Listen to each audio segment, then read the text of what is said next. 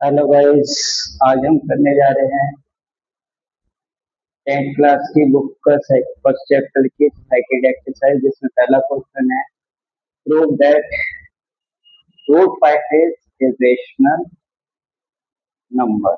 Okay, तो हमें क्या करना है, रूट 5 को एक रेशनल नंबर दिखाना है। तो थोड़ा सा रेशनल और रेशनल नंबर के बारे में एक्सप्लेन कर देता हूँ मैं, ताकि फिर कोई दिक्कत ना हो। तो ऐसे नंबर जिनका डेसिमल एक्सटेंशन जो है वो टर्मिनेटिंग नहीं होता है, ठीक है, यानी कि नॉन टर्मिनेटिंग वाले जो भी हमारे होंगे वो सारे के सारे हमारे इरेशनल नंबर्स होंगे। ठीक, और रेशनल नंबर वो जिनका डेसिमल एक्सटेंशन आइदर टर्मिनेटिंग होता है, आइदर रिकरिंग नेचर होता है, यानी कि एक पर्टिकुलर डिजिट के बाद सेम डिजिट रिपीट होना स्टार्ट हो जाता है। दूसरा रूट, जिनका रूट स्क्वायर होता है वो नंबर भी हमारे, यानी कि परफेक्ट स्क्वायर नंबर जो होते हैं वो भी हमारे रेशनल नंबर्स होते हैं। जिनका परफेक्ट स्क्वायर नंबर नहीं होते हैं वो भी इरेशनल नंबर होते हैं। ठीक, तो अभी हमें क्या करना है, रूट 5 को प्रूव करना है कि वो इरेशनल।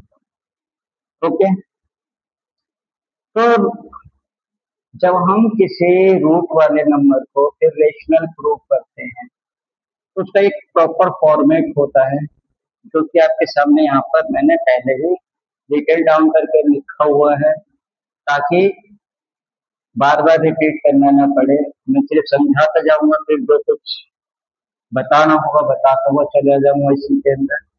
तो सबसे पहले हमें क्या करना होता है, जो क्वेश्चन होता है हमारा जिसको हमें प्रूव करना होता है, उसको हमें सबसे पहले रेशनल नंबर्स यानी कि परिमेय संख्या के तौर पर मान लेना होता है। कि हम मान के चलते हैं कि जो क्वेश्चन हमें दिया गया है वो एक इरेशनल नंबर ना होकर रेशनल नंबर है, जिसको हम पी अपॉन क्यू के फॉर्म में नोट कर सकते हैं। याद रखो, पी अपॉन क्यू की फॉर्म में सिर्फ उन्हीं नंबर्स को डिनोट किया जा सकता है जो रेशनल नंबर्स होते हैं, जो कि 9th क्लास में आप लोगों ने किया होगा। फर्स्ट चैप्टर में फर्स्ट चैप्टर्स में ही था कि पी अपॉन क्यू की फॉर्म में एक्सप्रेस करो।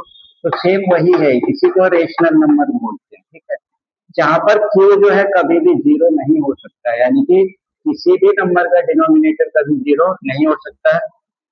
तो हमने क्या किया, रूट 5 को एक रेशनल नंबर मान के, रूट 5 को एक रेशनल नंबर मान के हमने उसको पी अपॉन क्यू की फॉर्म में लिख दिया, जहां पर हमने बता दिया कि पी और क्यू क्या है, इंटीजर्स हैं, और उनका one as a common factor है ऑन, यानी कि वन मतलब वन।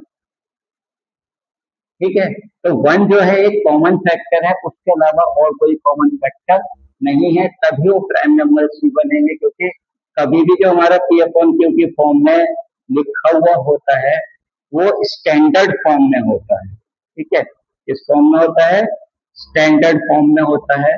स्टैंडर्ड फॉर्म जैसे मान के चलो 12/9 लिखा मैं, अब ये स्टैंडर्ड फॉर्म नहीं है, ये दोनों 3 से डिवाइड हो जाएंगे। तो अब ये जो मैं 3/4 लिखूंगा ये इसकी स्टैंडर्ड फॉर्म कहलाएगी। तो इसीलिए 3 और 4 में सिर्फ कॉमन फैक्टर 1 रहेगा। ठीक है, तो इस तरीके से हम लिखते हैं इसको। तो क्यू की वैल्यू जीरो नहीं होनी चाहिए। फिर हम क्या करते हैं, इसी इक्वेशन का स्क्वायर बोथ साइड करते हैं। स्क्वायर करने के बाद जब हम किसी भी नंबर का स्क्वायर करते हैं उसके ऊपर रूट होता है, तो रूट कैंसिल हो जाता है और वही नंबर आ जाता है। क्यों आता है, उसके पीछे का रीजन भी है। रूट 5 इंटू रूट 5 अगर हम करेंगे तो क्योंकि सेम नंबर है तो कॉमन, अब रूट के अंदर से पेयर ही लेते हैं, पेयर से एक बाहर आ जाएगा, यानी कि यही आएगा। तो इसीलिए क्या हुआ, 5 आ गया, दोनों का स्क्वायर। फिर हमने क्या किया, क्रॉस मल्टीप्लाई करा दी, क्यू ई आर। ठीक है, अब इसका क्या मतलब बना, इस लाइन का मतलब बनना है कि ये जो के स्क्वायर है, यहाँ पर जो भी वैल्यू होगी वो इस 5 से डिवाइड हो जाएगी। ठीक है, मीन्स के स्क्वायर मान के चलो 100 है, ओके, तो 100 5 से डिवाइड होने वाला है, बिल्कुल डिवाइड। ठीक, डिवाइड होके आंसर क्या आएगा? 10। अब ये जो 10 आया है, देखो ये भी 5 से डिवाइड हो जाएगा कितनी बार में? 2 बार में।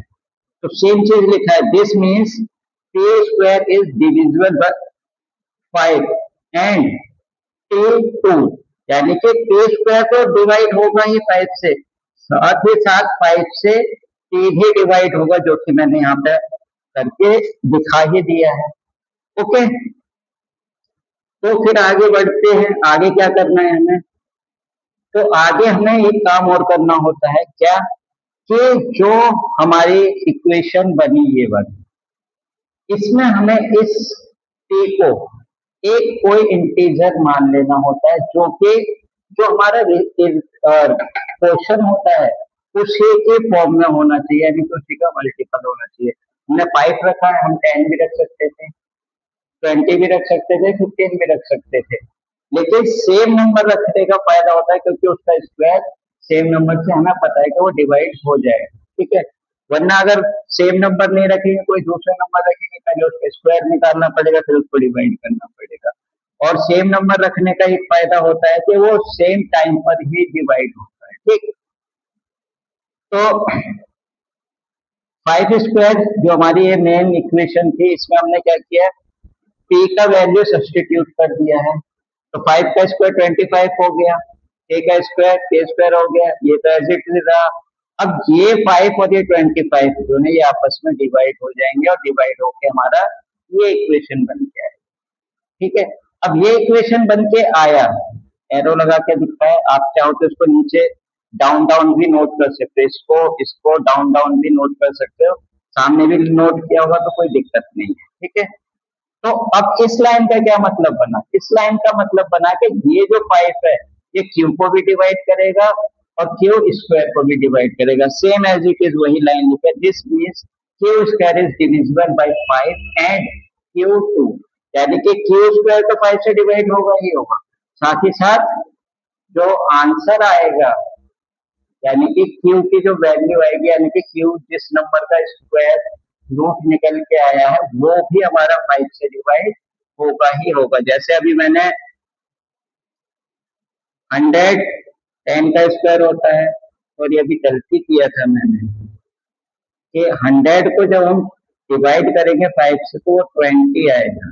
ओके, गलती किया था, sorry sorry sorry for that mistake. अब 100 जो है 10 का स्क्वायर होता है, और ये 10 भी 5 से डिवाइड होने वाला है। तो इन लाइंस का ये मीनिंग है। ओके, तो वहां पे थोड़ा सा पीछे मिस्टेक हो गया था, तो मैं अभी करेक्ट कर दिया। ओके, तो अब क्या हुआ? अब देखो, हमने यहाँ क्या एज्यूम किया है, रूट 5 क्या है? एक इरेशनल नंबर। ठीक है, इरेशनल नंबर है तो इसको पी अपॉन क्यू के फॉर्म में लिखा जाता है, जहां पर p और q जो है एक इंटीजर्स है जिनका सिर्फ और सिर्फ वन कॉमन फैक्टर है। लेकिन अब हम जब 2 बार इसको अलग अलग सॉल्व किए हैं स्क्वायरिंग बोथ साइड करके, तो हमें पता चल रहा है कि ये दोनों नंबर 5 से भी डिवाइड हो रहे हैं। तो इसका क्या मतलब हुआ कि जो हमने एजम्पशन ली है उसको ये कॉन्ट्राडिक्ट करता है, यानी कि इसका विरोध कर रहा है कि तुमने तो इसको रेशनल नंबर मान के कर लिया, लेकिन ये दोनों ऐसे नंबर हैं जो 5 से भी डिवाइड हो रहे हैं, यानी कि हमारी बात को क्या कर रहा है? कॉन्ट्राडिक्ट कर रहा है। तो इसी वजह से ये क्या है? एक इरेशनल नंबर की कैटेगरी में आ जाएगा। ओके, तो यहाँ से हमें पता चल गया कि रूट 5 जो है इरेशनल नंबर क्यों है। ओके, तो फाइनली कंक्लूजन अभी मैं इसको मिटा के यहाँ पे लिख दूंगा, फाइनल कंक्लूजन क्या, हमें और फाइनल आंसर क्या लिखना है इतना करने के बाद। ओके, लेकिन यहाँ पर ये ध्यान देने वाली बात है कि रूट 5 के अलावा रूट के अंदर कोई भी सिंपल वैल्यू वो इरेशनल प्रूफ इसी तरीके से होती है। ओके, अब फाइनली हमें क्या चेंज करना है? देखो, यहां तक लिखने के बाद हमें 2 लाइनें और लिखनी होती हैं। फर्स्ट लाइन क्या लिखेंगे? नीचे ही मिटा देता हूं मैं।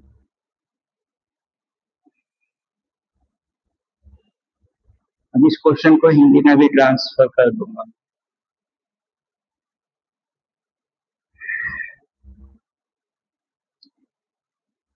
This contradict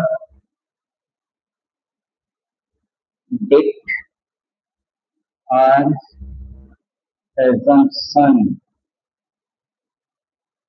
that root 5 is rational number, hence proved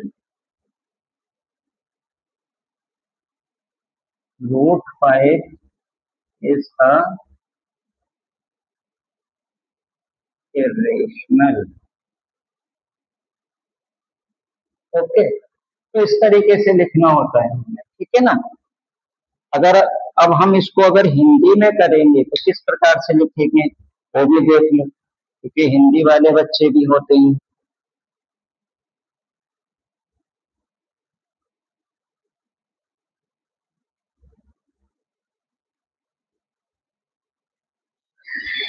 पूरा मिटा देते हैं।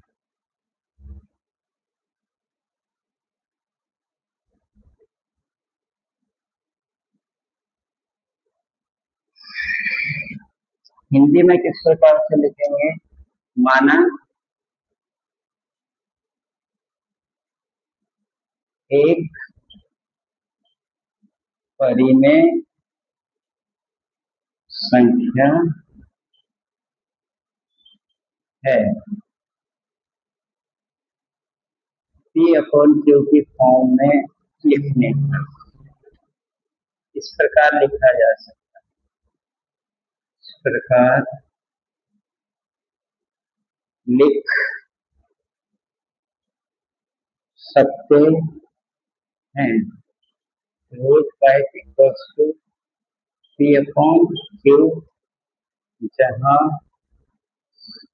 पी और क्यू का एक मात्र गुणनखंड